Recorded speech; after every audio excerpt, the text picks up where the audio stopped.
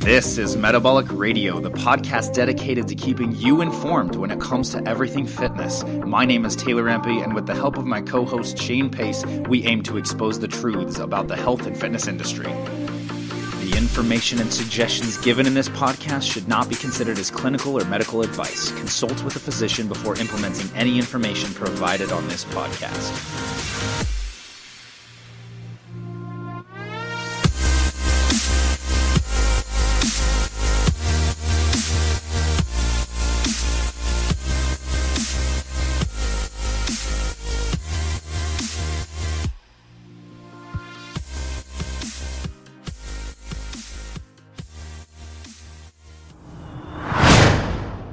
Get it on. It's time to get it on. Q&A time.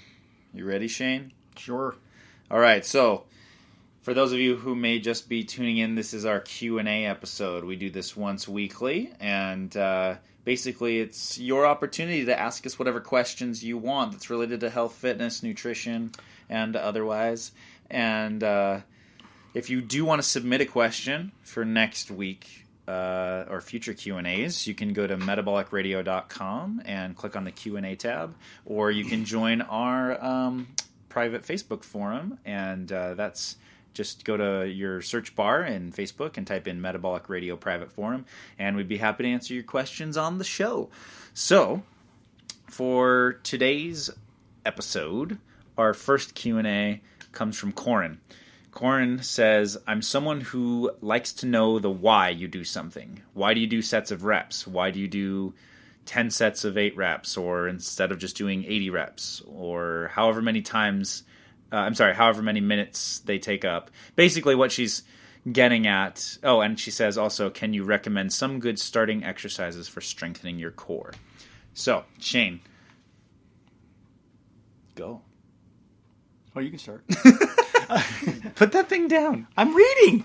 We're trying to deliver value to people right now. I'm trying to read studies. Put it down. I didn't find it. So, anyway, Corin, kind of the method to the madness is what you're talking about, I assume. So, why would you do a certain rep range, or why would you do these exercises instead? And this really is, I mean, we can answer your question on a basic level, but when it comes down to it, I mean, so many of these variables. Yeah, exactly. So many variables when it comes to exercise programming. Yes, but we can answer these specific ones. We can answer this pretty well, pretty quick with a reasonable answer, though. Yeah. So I mean, with pretty much, let's talk rep range. So first of all, and Shane may want to go a little deeper into this, but maybe in another episode. Pretty much, you have 3 different ranges of reps. You're going to have a strength range. You're going to have an hypertrophy range, and you're going to have an endurance range. And without defining it deeper, that's true. Yeah. If you want to talk on a basic level, because we'll nitpick, and I'm sure Shane will nitpick the exact repetitions and things like that later. But in my opinion, I would say, okay, anywhere from 1 to 6 reps is strength. Anywhere from 6 to 12 reps is hypertrophy. A lot of people refer to that as your 8 to 12, and anything 12 and above is endurance. I would agree with that overall. I think, on a general. Yeah, I think 1 to 4 is more of a 1 to 3 really is more strength building. Mm-hmm. You won't see a lot of size gains from it. Because I know that you talk about 4 to 6. 4 to 6 from the Mike Matthews type stuff. It's not just because of Mike. I believe this forever. I believe this, but 4 to 6 has an effect on a certain aspect of muscle fibers. And because of that, it'll give muscle and strength gains at the same time. Sorry. No, that's actually perfect. And then I like the bling-a-blings. But I would say 8 to 12 is actually pretty close. 6 is a little low for hitting the muscle fibers in the range that it's trying to hit. And then when you go in the higher ones, you're just hitting different muscle fibers is the problem. Mm-hmm. That's the reason why it's more of an endurance base. Now, granted, if you use in exercises for like abdominal regions, core stuff, it's different beast. Doing a higher rep range because of the nature of the muscle fibers in that specific area. Yeah, you basically have different balances of strength and endurance muscle fibers in different muscle groups. Right. So where more large, bigger, powerful muscles that are used for strength type movements are going to have more strength fibers versus endurance fibers and vice versa. And not to put too fine a point on it really quick, we'll just say that there's fast twitch and there's slow twitch muscle fibers. There's actually multiple of those as well, and the rep ranges actually hit different muscle fibers, and that's the reason why you do that. Mm-hmm. Yeah, so we'll talk an entire episode on the whole breakdown of muscle fibers we really for you. Need to. But basically, you're right in that there always is going to be a method to the madness, or there should be. A lot of programs don't have a method to the madness. They just write up a random workout that is going to kick your butt. And well, and I want to interject and hopefully we won't take too much time doing this, but the honest to goodness truth is when you're starting out on a basic program, going to an 8 to 12 rep range is actually smart in my opinion. Yeah, starting out at a higher range makes it so that you can get accustomed to doing the exercise itself. Yes. You shouldn't use a weight that is too excessive because you're trying to get control of the actual movement itself. Yeah. And it's not really about the resistance. It's about... It is, but it's more about how you do it. Well, it's understanding the movement pattern and the form and activating the certain muscles under resistance. Right, But focusing on getting it down right. The form first. is the key, right? The form is the key. Once you have the form down, and especially if you have someone who knows the form and is helping you, that's why having a decent personal trainer is kind of a big deal. But so that's why it might make sense to do a higher rep, slightly lighter weight at first to get acclimated. Now, granted, and don't take this the wrong way, but the weights that women use on a large majority of the time, they try to use weights like in the 2 to 8 pound range is ridiculously low. Mm-hmm. I wouldn't use that, but I would use a weight that is not going to kill you at 12 reps, and I would start at 8 reps, and I would master the technique so that you have it right, and then I would start to gain more. And then you can increase. Yeah, and work up from there. And then at that point, which I would say a month to 2 months in to starting a workout program,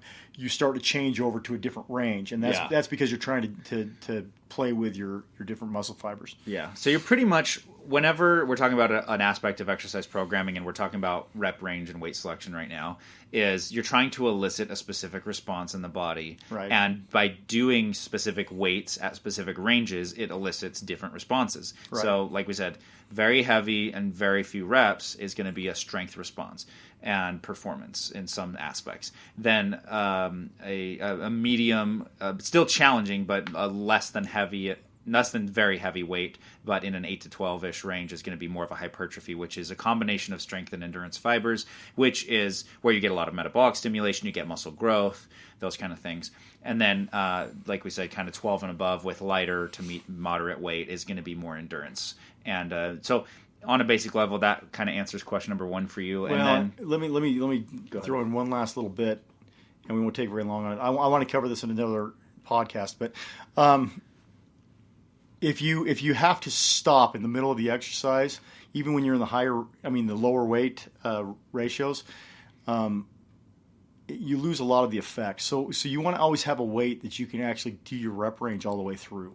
Yeah. So if you're going between 8 and 12, and you're stopping at 10, we'll say, and you have to stop at 6, the weight's too heavy. Yeah. You want to be able to do it all the way to 10, and then put it down. It's fine if you start with a weight and you can get 8 to 12, but then because you're starting out and your endurance isn't that great or your recovery isn't as good and you need to drop down to a lighter weight to hit the same range, that's fine too. Yeah, that's fine too. People should always be open to adjusting what range they're training in, what weight they're training with, that kind of stuff. Well, and part of what we're going to do in the program that we're looking at, because we're not ready to announce the even name of it. Yeah, I'm not kidding. But is to deal with this kind of thing.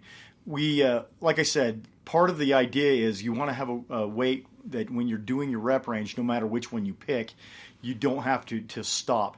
If you're doing a weight that's heavy enough that you could actually do 10, but you have to stop at 6, take a break for a couple of seconds, and then keep going without even putting the weight down, you lose a lot of the effect that you're looking for. So you want a weight that actually you can do all the way to 10 without stopping. I see. You're saying to keep it under tension. Yes, it's the idea of keeping it under tension. I'm okay with having a rest for a second or so at the bottom of the rep or the top of the rep, but you want to not stop the movement of the rep, if that makes sense.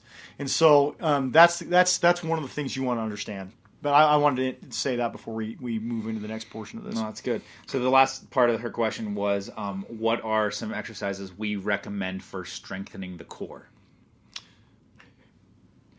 So I personally, I think there's. I mean, it kind of depends. Your core is your whole torso. I mean, you've pretty much got internal. You got deep and shallow or superficial muscle tissues.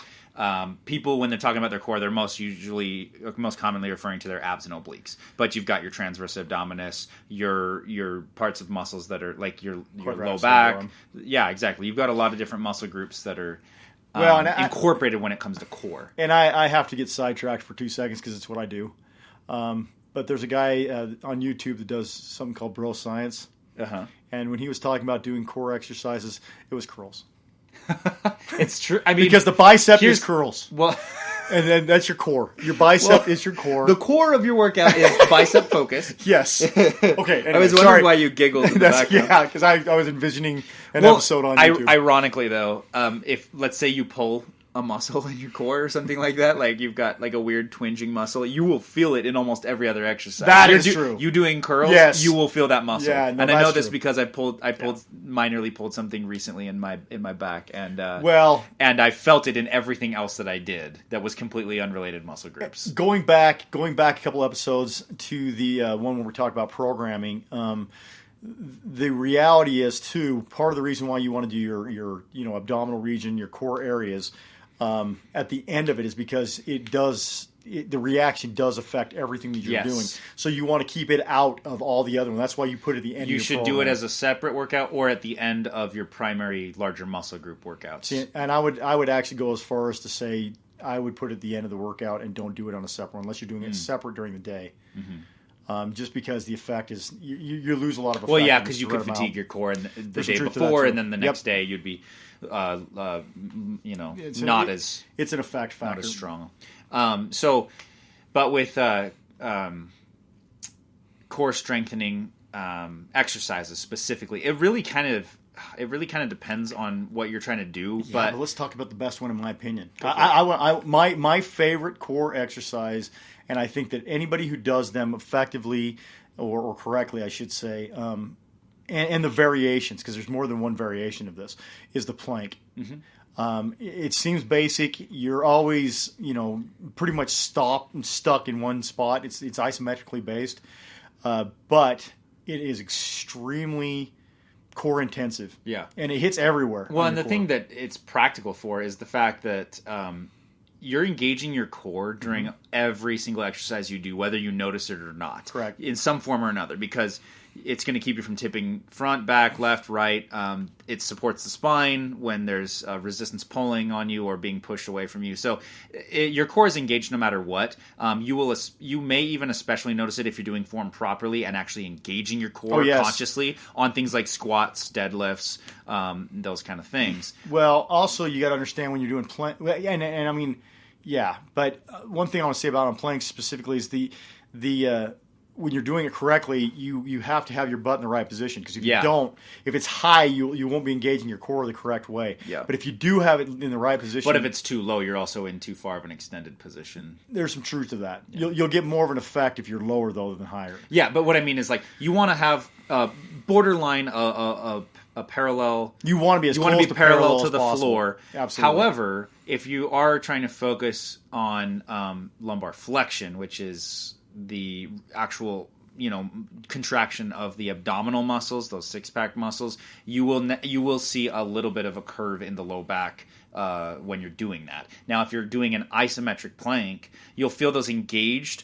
but you won't necessarily have them in a fully contracted position or having your lumbar fully flexed. And my opinion on that is you don't necessarily need that. Yeah, but that's with a plank doing it isometrically. You're not going through full range of motion. You're engaging but not moving. Which is true. But I'll say this too, though. When it comes down to, and don't get me wrong, core exercises are key to almost anything in life. If your core is weak, you're weak. But that being said, for aesthetics, it's diet. Oh yeah. So as long as you're doing a plank, well, she's saying it under the approach of strengthening it. So kind of performance. But if you're right, if that she's talking about, well, no, and I get that. I'm saying that if you do a plank, at a parallel level, you will strengthen your entire core area. And so And then if you want the aesthetics of it, you just diet it. Mm-hmm. You don't have to do anything else differently to change that. In my opinion. No, you're right. Other things you can do exercise wise are strengthening the low back. Well, that's a protective. Yeah. A lot of your core exercises will actually help with back injuries as well. Because it supports the spine. So things that I often do are leg raises. Leg raises, reverse crunches. I do more practical things like farmer carries, single side farmer carries. Okay, so a farmer carry is, for those who don't know, is if you grab a weight and you walk around with it. Yeah. Basically. So it has to be obviously heavy enough that you actually feel your core engage. You actually have to brace your core to support your spine so you don't fall over. So it does have to be significantly heavy,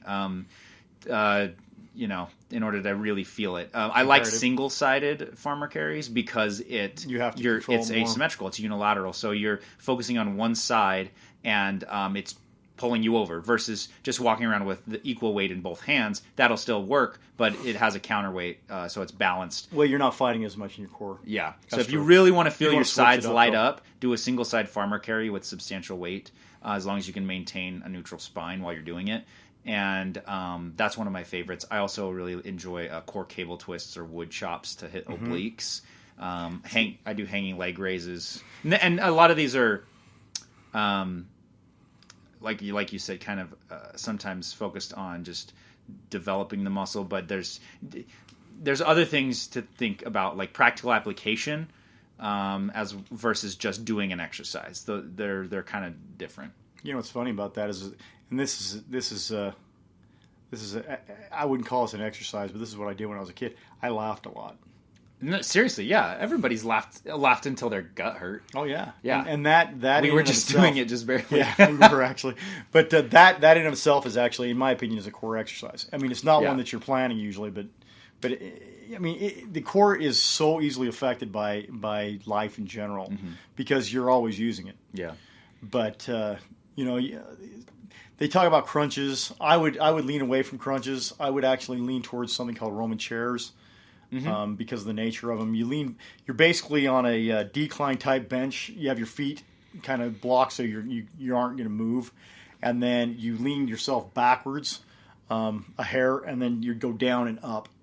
Is the movement of a Roman chair sit up. Those are, in my opinion, a lot better than crunches. I think a lot lying leg raises, where you keep your feet, they don't go below about 8 inches, towards the ground in distance, and then up to about 24 inches, and you keep that controlled. That's pretty. You'll feel that. And somebody might joke about this, but in the lower part of your abdominal region, you'll feel it the most. And do I believe that it actually hits the lower part of the abdomen? Yes. The muscle itself is separated in the rectus abdominis, and because of that, when you're doing leg raises, it very well easily could be the lower part of your abdomen is where it's hit.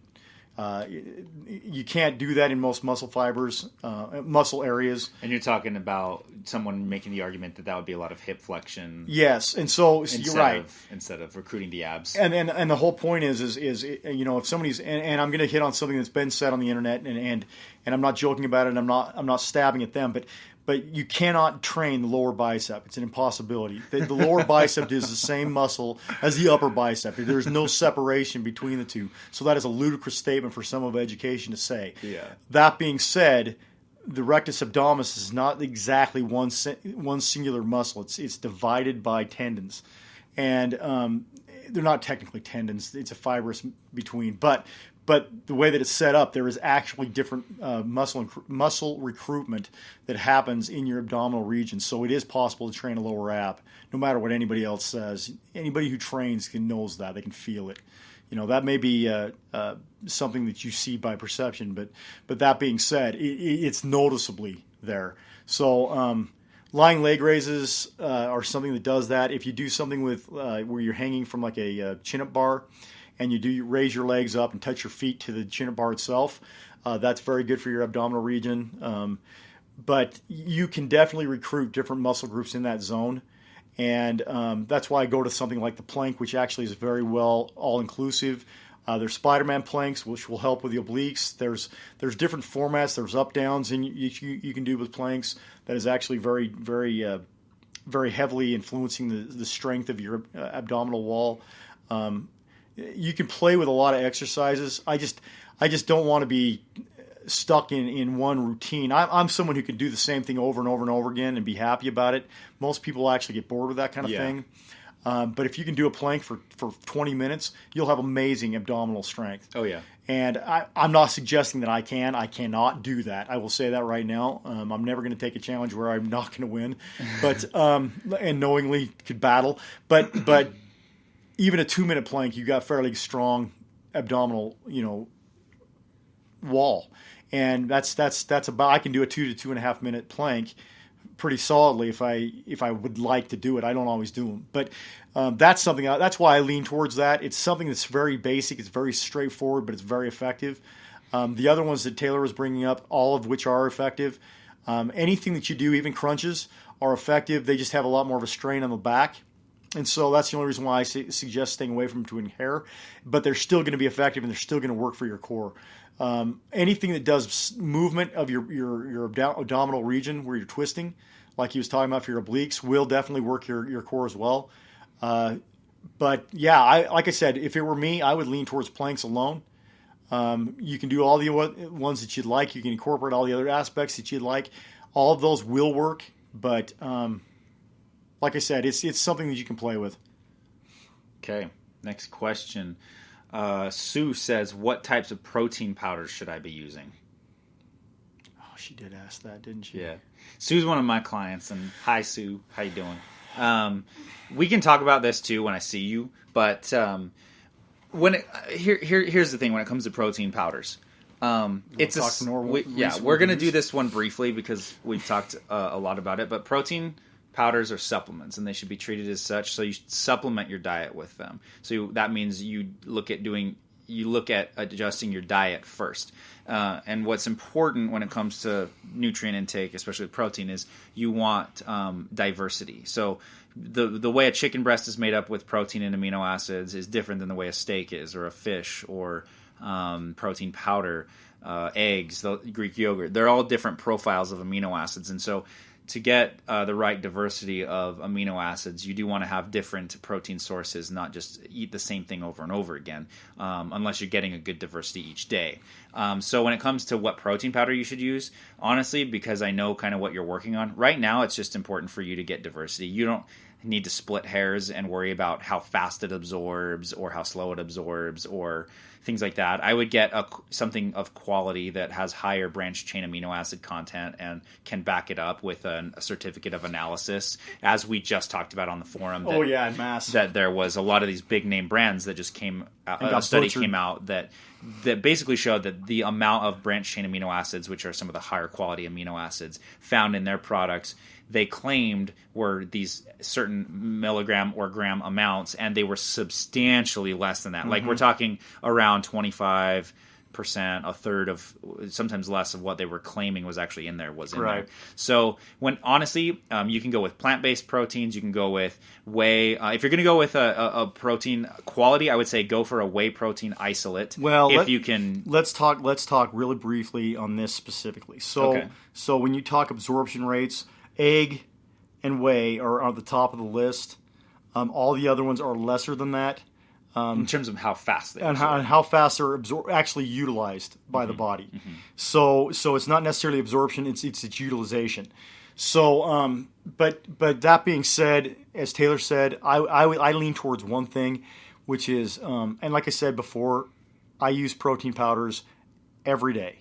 I drink it every day. I drink protein powders that have been proven to be low every day. I'm not saying I don't. I do. So I'm not gonna be hypocritical and tell you that I do not do that when I do. But that being said, if you have enough protein in your diet, you don't need protein powders whatsoever. As a matter of fact, that's the only way you're going to have any kind of idea what kind of protein levels you're getting, because the rest of the time it's guesswork. And these studies that are coming out, not necessarily against, but saying that they are not fulfilling what they're claiming, is just verifying that and making it so that we should look at more whole foods all the time and start stepping away from supplements. It's not something, like I said, that I don't do. It's not something that I wouldn't recommend. But that being said, whole foods is the way to go, period. I mean, it's always going to be better than a supplement. Yep, without question. So, I mean, yeah, well, just ask me when I see you, and we'll talk more about it. But yeah, we need to focus on your diet. Well, and we wanted to talk about it here anyway because it's something that a lot of people wonder about. Yeah. Next question. Margot is wondering something that she heard from the vendors at FitCon about plastic surgery was that you don't have to make new. Let's see, what is she saying? You don't make new fat cells, so if you get them sucked out, quote unquote, by laser or whatever, or lipo, or whatever means of removal they're talking about, there are claims out there saying that that fat cells won't grow back. So she's just wondering what our thoughts are on that. Shane, I know you had some opinions on that. Well, I've been reading up on it actually when I heard about this. So I'm going to take all the different studies that I just read in the last hour and a half, and I'm going to condense them, so I'm not going to quote anybody directly. But I'm going to tell you this. According to what was said in 2008, after liposuction, the total number of fat cells were equal within 2 years. That implies that even though, scientifically speaking, it's been shown that fat cells reach the level that you're going to have in your teenage years, it kind of negates that. Now, granted, the studies that have come out in 2010, 2011, and 2013 all suggested the idea that earlier study was not necessarily true. I'm going to go bro science on this directly, and I'm going to say if you have liposuction done, anybody who's had liposuction done, and they go out and eat, it's not like their fat cells appear in their shoulders and not in their stomach. So without taking a scientific take on this, fat cells definitely return. Yeah. They can say whatever they want. They can pull all the facts. It's a sales gimmick. It's a sales gimmick getting for sure. you to spend thousands of dollars on plastic or surgery or cosmetic surgery of some kind, and not focus on what's important, which is proper diet and exercise and living a good life and getting enough rest, and you'll be able to remove fat yourself. And another thing to note too is that even if it was true that they removed the fat cells completely from your body, you still have fat cells in your body, and you're still going to get fatter when you eat crappy foods. Well, and other fat cells will continue to grow and expand. Yeah, but let's talk past that. So let's say all of it is true. Fat cells won't return, and if you do get fatter, you get fatter in the places you want to be fat or whatever. You know, here's the thing I'm going to say. Fat cells are there for a reason. Sucking them out of your body, in my opinion, is a mistake. You know, are they going to be smaller if you go on a diet? Absolutely. That's what they're supposed to do. That's how they work. But it's going to be an unhealthy thing. There's no way it can't be if you suck out your fat cells, especially if you take them out to the level that liposuction would do it, and then turn around and your life would actually, there's no way it can be naturally healthy. There's no way it can be. Well, it's an unnatural procedure. Right. And so that's the reason why I'm not saying that they're not telling the truth, because according to the studies that I've read semi more recently, because even the stuff that looked like was 2014 kind of suggested the same thing the 2008 study said about them returning. I think that's irrelevant. I think it's a question of living healthily and being happy with where you are when you're healthy. You know, it's like I said in one of the first podcasts that we talked, when you sit down and you start talking to somebody about their end result goals, they almost always talk about, I want to be lighter. And I think that's a skewed perspective on how we all should perceive ourselves. We shouldn't be worried about what anybody else thinks. We should feel on how we feel and how we look to ourselves. If we feel good and we look good, who cares how much we weigh? Exactly. If you have a layer of fat on your body, it's actually more healthy overall. It's better for performance. It's way better for performance in a sporting arena. But if you go, let's take bodybuilding as an example. When bodybuilders, male bodybuilders, I got to be specific about that, go down to 2% body fat, is absolutely unhealthy. It causes a massive problem with the way they eat. It's crazy to even go down to those kind of levels because it affects you in such a physiological way. It causes it hits your psychological mindsets as well, because you just can't live that way and be healthy. Not mentally, not physically, emotionally. It affects you in every aspect of life. So because of that, I would stay away from liposuction because it might suck all the fat cells away and not come back. That's something that I think that we need. So I just have a problem with it overall. It's a skew perspective. It's a Barbie perspective, and I think it's an absolute blight on our society that's out there. And it's taking the easy way out, and it's not really accomplishing much. It's, if you want to be a healthy person, just be a healthy person. Do the things that you need to do to be healthy. Don't take this artificial, cosmetic, more costly approach to a short-lived, less healthy result. It doesn't make sense to me. No, and I agree with that. I'll say one last thing, and then I'll stop talking on this specific topic. But in all parts of life, you will have your unusual circumstances. There are definitely people that I would say the liposuction is probably the right thing to do. Okay, so I don't want to say that, again, I'm not trying to butcher surgeons in any sense of the word. I'm not trying to say that there aren't reasons to have things like liposuction or stomach staplings or whatever. I'm saying that in the overall sense, in greater scheme of things, if you don't have to do that for some kind of medical reason, that you should never do it.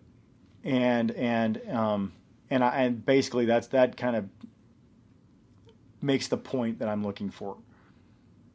Cool. Thanks for your insight.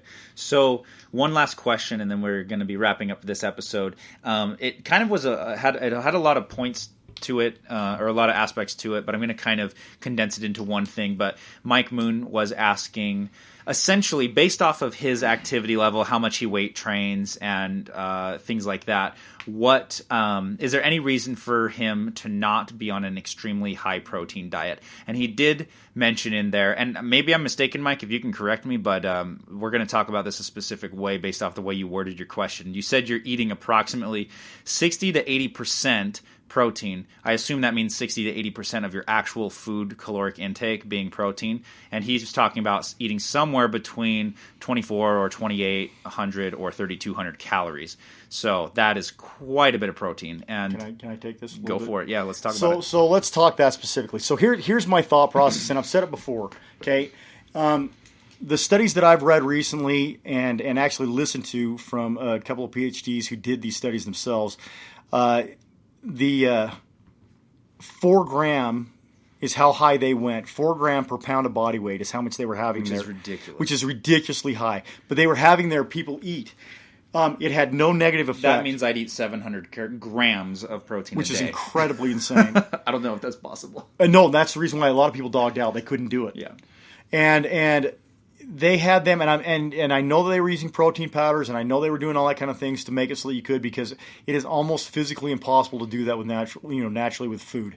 But it had no negative effect on the people. It didn't hurt them on any physiological aspects, at least short lived, because it wasn't a long-term study.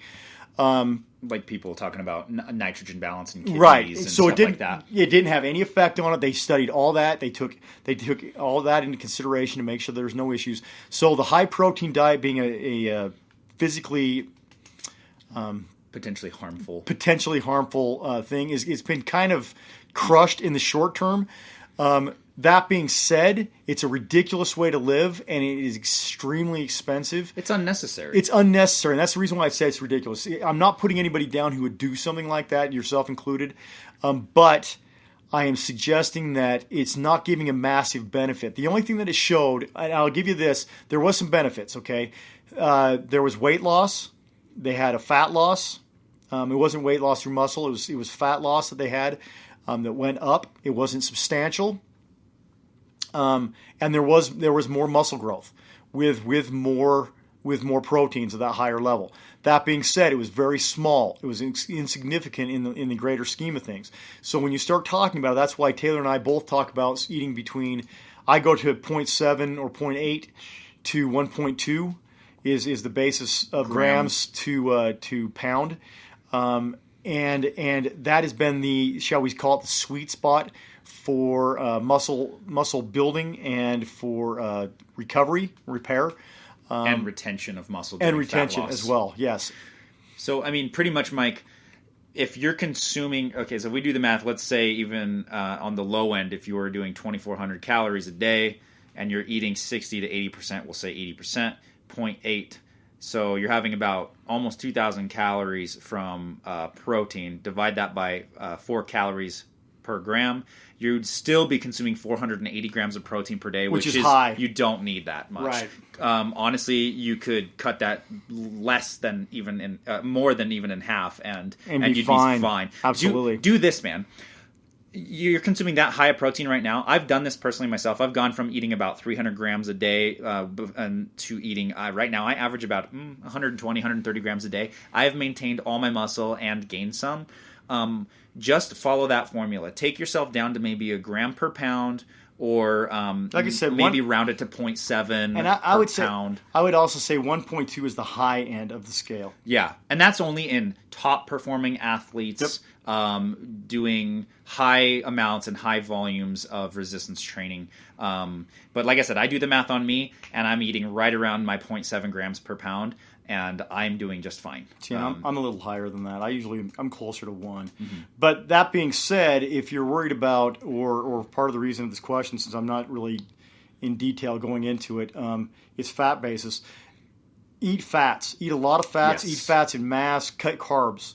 A low carb diet is going to affect your body in a very rapid way of fat loss with muscle retention as well as muscle gain. Mm-hmm. As long as you do your proteins in that scale and you do your fats at about 60 to 70%, you would be if you almost flip your protein intake with your fat intake, you're going to be happier. And one thing to think too, man, if you're talking about fat loss and not just muscle retention and muscle development, do the protein thing. But if you're worried about if I want to lose more body fat, your high protein intake may be keeping you fat, because protein can be stored as fat, just like carbs and fats. It's less likely, but it still will happen. And so if you're eating to excess of protein, your body won't know. You're going to fill your amino acid pool, and it's going to store it for body fat if it's not prioritized for repair, for energy, or keep sustaining your amino acid pool. It could be keeping you fat. So you may want to go into what happens with proteins when your body gets to the point they're not using them for proteins. Do you know what I'm talking about? Why don't you just go for it? So gluconeogenesis is something that happens to proteins when you eat a mass amount of protein. So let's say that you have the level we're eating. For energy. What happens is, instead of using it for repair, which is what proteins are actually used for in the body, it changes it and it takes it and it actually converts it into an energy base. It's something that your body does naturally. And so anything that's excessive and above what's needed will actually be taken and turned into a energy base and then stored as fat after that. Or if you're consuming that high of protein and not hardly any carbs and hardly any fats, you're probably running off protein for just day-to-day energy. Yes, absolutely. And it is a very inefficient way to run off energy. It's a nasty process. It doesn't yield a lot of actual ATP compared to fats and carbs. So you're probably just having a really expensive diet, to be honest. You could cut your protein down significantly, maintain the muscle you have, lose more body fat, increase your fats, and make sure you're eating enough, diversity in whole food vegetables and things like that. And your grocery bill will go down, because if you're eating that much protein, substantially, because it's expensive. Yeah. For your individual need, your calorie range, it ranges quite a bit, but it's going to kind of depend really on what your body composition and your weight is. So I know Shane doesn't really like to talk too much about calories, but don't really worry about your calories right now. Just focus on flipping those ratios, getting your protein down a little bit, and then getting your fats up, and making sure you're eating a diversity of whole foods, getting fibers and things like that. And that's what I would do. And honestly, man, just try that for a few weeks. I bet you're going to start seeing some positive change, and it's going to help your budget out a little bit. And a lot. It'll help your budget a lot. And if you don't like it, you can always go back, but at least try it for now. Yeah, for sure. Okay, so that was our last question for this week. So thank you guys for submitting your questions.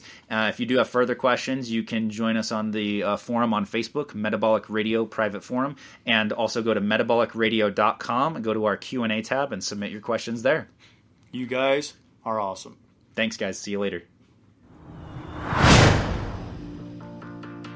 Hey everybody, thank you so much for tuning in to today's episode. Shane and I hope you learned something new and exciting today about your own health and fitness.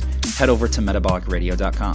There you'll find our bios and our results-driven programs that are designed to help teach you everything you need to know when it comes to getting real permanent results. You can also sign up for our newsletter to get free weekly updates. To chat with Shane or I, just email us at taylor@metabolicradio.com or shane@metabolicradio.com. We would love to hear from you. You can also join the conversation on Facebook. Just go to facebook.com and search for Metabolic Radio Private Forum. There you can request to join the group. We would love to add you to the conversation and answer your questions on the show. And hey, if you like our podcast, please help us grow our community by leaving us a 5-star rating and review on iTunes. We would really appreciate your help. Thanks again so much for all your support and your listenership. Now go out there and spread the good word of fitness.